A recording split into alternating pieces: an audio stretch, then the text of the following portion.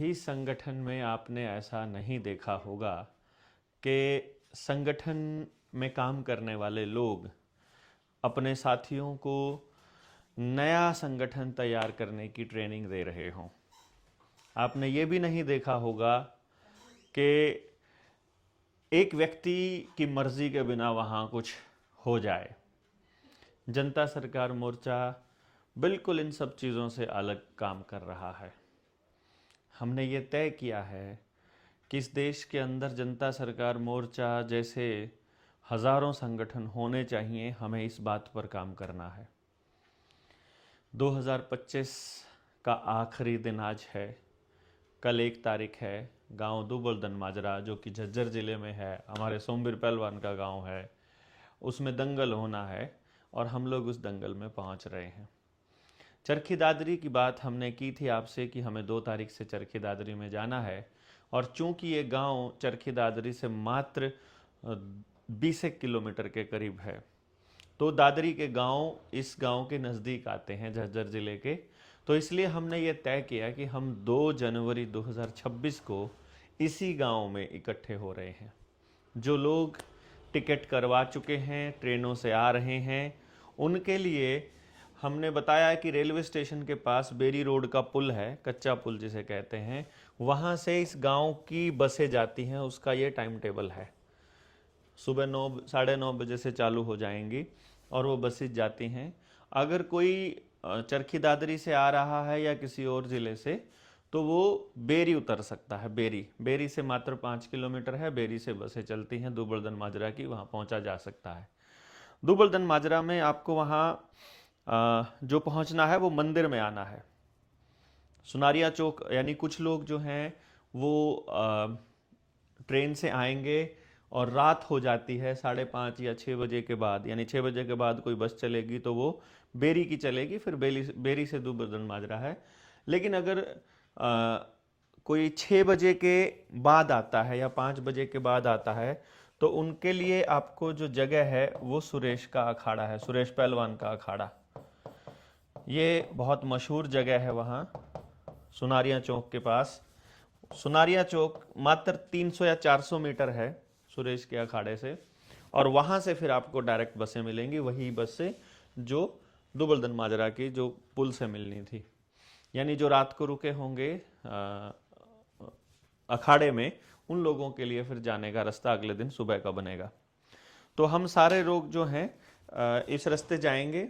हमें जो उतरना है वहाँ, बस वाले को बोलना है वो है कि नानक वाले जोड़ पे हमको उतरना है, नानक वाला जोड़ जिसे हम कहेंगे।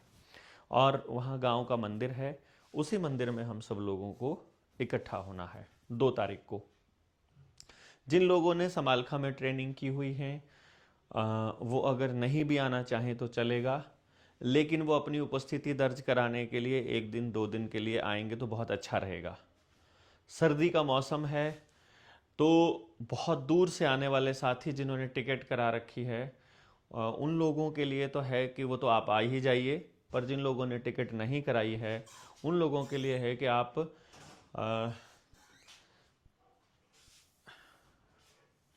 अभी इंतज़ार कर सकते हैं और कुछ दिनों के बाद आप वहाँ उस रास्ते पर आ जाएंगे, सॉरी इस जगह पर आ जाएंगे और स्वप्निल आपको वहाँ पर मिलेगा। जो भी चीज़ होगी, जो भी बातचीत होगी वहाँ, जो व्यवस्था के बारे में, या आप लोगों को जो भी आ रहे हैं वो स्वप्निल को व्हाट्सएप ज़रूर कर देंगे।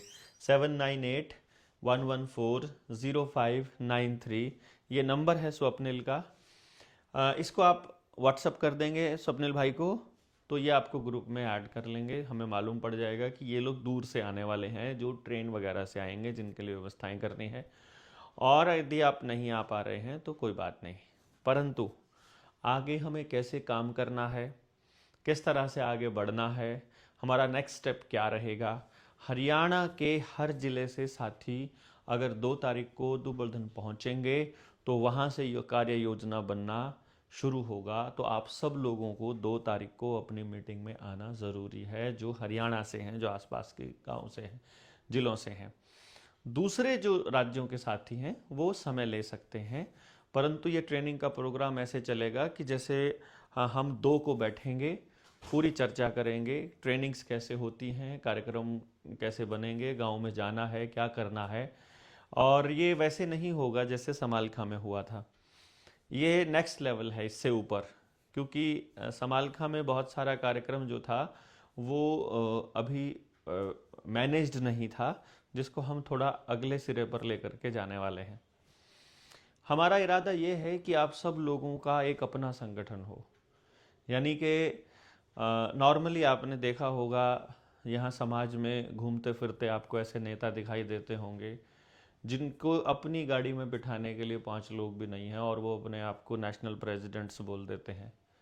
तो आप लोगों को ये पता होना चाहिए कि संगठन कैसे काम करेंगे, मोर्चा कैसे काम करेगा, और हमारा क्या नेक्स्ट स्टेप रहेगा।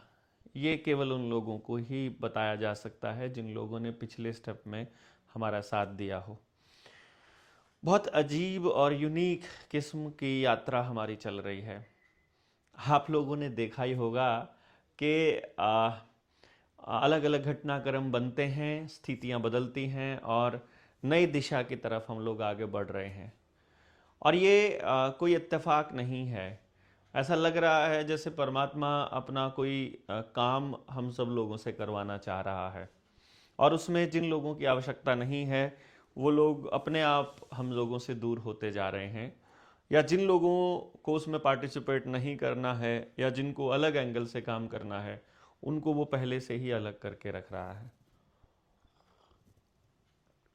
पता नहीं वो उनको बचाने की कोशिश हो रही है या हमको बचाने की, या फिर इस मोमेंट को बचाने की कोशिश हो रही है। परंतु ये तय है कि परमात्मा जो भी करता है अच्छे के लिए ही करता है। दूसरी चीज़, अभी हम जो पूरे देश के अंदर देख रहे हैं, जिन मुद्दों को लेके जनता सरकार मोर्चा चला हुआ है, हम बहुत पहले हर ट्रेनिंग में कहते आए हैं कि हमारा मकसद उस दौर के लिए तैयारी करना है जब ये सारी चीज़ें ध्वस्त हो जाएंगी और हमें नई व्यवस्था में एंटर करना होगा, और उस व्यवस्था में आपको ये तय करना होगा कि आप उनके हिसाब से चलने वाले हो या व्यवस्था आपकी होगी। और बहुत ज़रूरी है उसके लिए कोई कार्य योजना, कुछ लोगों की तैयारी, कुछ लोगों की ट्रेनिंग पहले से होना।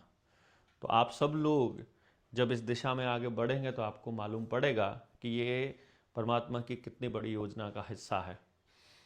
आज उन लोगों के घर भी तोड़े जा रहे हैं जो कल किसी दूसरे संप्रदाय या किसी दूसरे जात के लोगों के घर टूटने पर खुश हो रहे थे। कानून बनाए जा चुके हैं और वो कानून उन लोगों की नफरत की आड़ में उसका सहारा लेकर के बनाए गए हैं। पूरी तरह से हम लोगों को ये कहा जा रहा है कि ये देश चलेगा तो अंग्रेज़ों के हिसाब से चलेगा, और हम लोग ये मान चुके हैं कि अंग्रेज़ों का दिया हुआ संविधान हमको अपने ऊपर लादना है। अगर ये संविधान किसी दलित के घर उसकी इज्जत और उसके सम्मान की रक्षा नहीं कर पा रहा है तो फिर हमें बैठकर सोचना पड़ेगा। खुद बाबा साहब अम्बेडकर ने कहा था कि जब ये संविधान अप्रासंगिक हो जाए उस वक्त मैं सबसे पहले इस संविधान में खुद अपने हाथों से आग लगाऊंगा।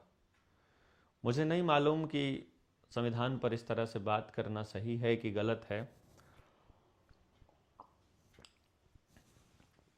परंतु यदि ये देश संविधान से चल रहा है तो कोई पुलिस वाला किसी निहत्थे इंसान के ऊपर जो शिकायत दर्ज कराने आया या बात करने आया है उस पर हाथ कैसे उठा सकता है? फिर रिश्वतखोरियां क्यों हैं? फिर हम जिनको नहीं चाहते वो हमारे ऊपर राज कैसे कर रहे हैं? फिर गुंडे लुच्चे बदमाश इस देश के अंदर गद्दी पर कैसे बैठे हैं? वो हमारे लिए पॉलिसी बनाने का दम किस तरह भर रहे हैं? I don't know.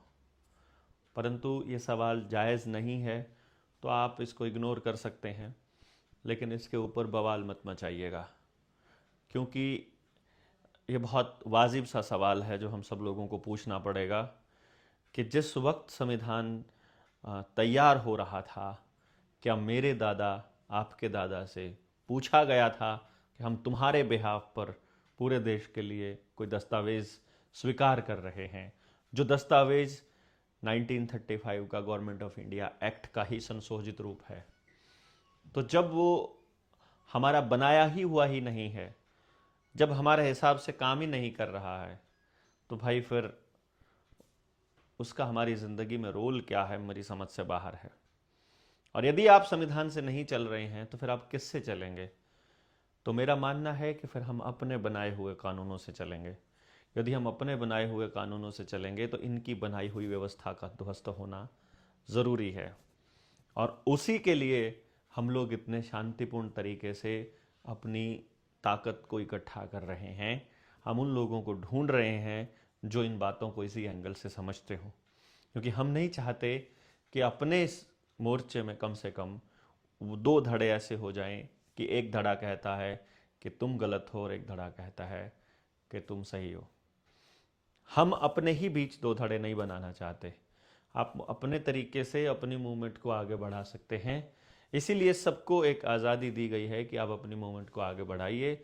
जिसको जिसके साथ जिस तरह से काम करना है उसके लिए वो आज़ाद है। तो स्वप्निल का नंबर आप सब लोग नोट कर लेंगे और सारे लोग इनके साथ में वहाँ पहुँच जाएंगे 2 जनवरी 2026। अंग्रेज़ों की औलादों का नया साल हो गया है शुरू। हमारा नया साल तो सूर्य के चांद की परिक्रमा के हिसाब से शुरू हुआ करेगा। उसको किस हिसाब से हम लोग तय करेंगे ये हम अभी नहीं जानते हैं, लेकिन जब बुद्धिजन लोग बैठकर इस पर चर्चाएं करेंगे तो मालूम होगा कि हमको कैसा संविधान चाहिए, कैसा तंत्र चाहिए, किस तरह की व्यवस्था चाहिए, और वही व्यवस्था हम अपने हाथों से बनाएंगे। तो आप सारे लोग आने के लिए तैयार हो जाइए दुबलधन माजरा में, जहां आप लोगों को आना है। बाकी सारी चीज़ें आपको स्वप्निल से जब आप मैसेज करेंगे ग्रुप में पता चल जाएगा। गांव का नाम आप सब लोगों को पता ही है।